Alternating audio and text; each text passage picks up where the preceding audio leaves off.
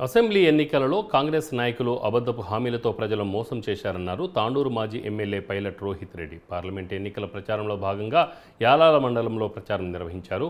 పలు గ్రామాల్లో street corner మీటింగ్లు నిర్వహించారు. 6 గ్యారంటీలలో ఎన్ని అమలు చేశారని ప్రశ్నించారు. తెలంగాణ రాష్ట్ర వ్యాప్తంగా ఏ ఒక్కరూ కూడా సంతోషంగా లేరని అన్నారు.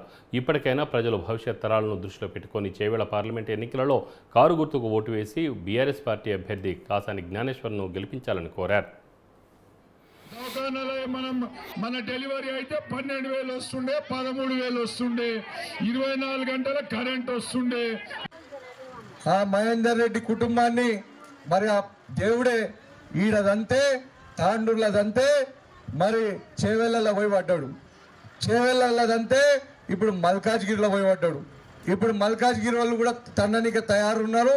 ఇక ఇంట్లో పోయి పంటాడు. ఇక అయితే ఇక ఆయనతో పాటు ఇంకొంతమంది మోసగాళ్ళు జతైనుండే మరి వాళ్ళందరి పరిస్థితి కూడా ఈరోజు ఎటు కాకుండా గాల్లో తేలుతున్నారు.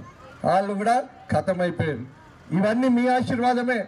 మీరు ఆ రోజు మీరు చూపించిన ప్రేమ ఆదరణ, మీరు నా మంచి కోరి పార్టీ మంచి కోరిరు, కానీ కొంతమంది మోసగాళ్ళు మోసం చేసిరని చెప్పి మీరు చేసిన వల్లనే ఈరోజు వాళ్ళకి తగిన శాస్తి తగిలింది.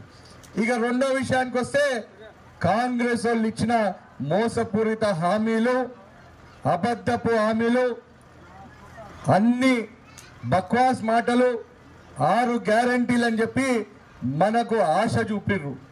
ఆశ చూపి మోసం చేసిర్రు.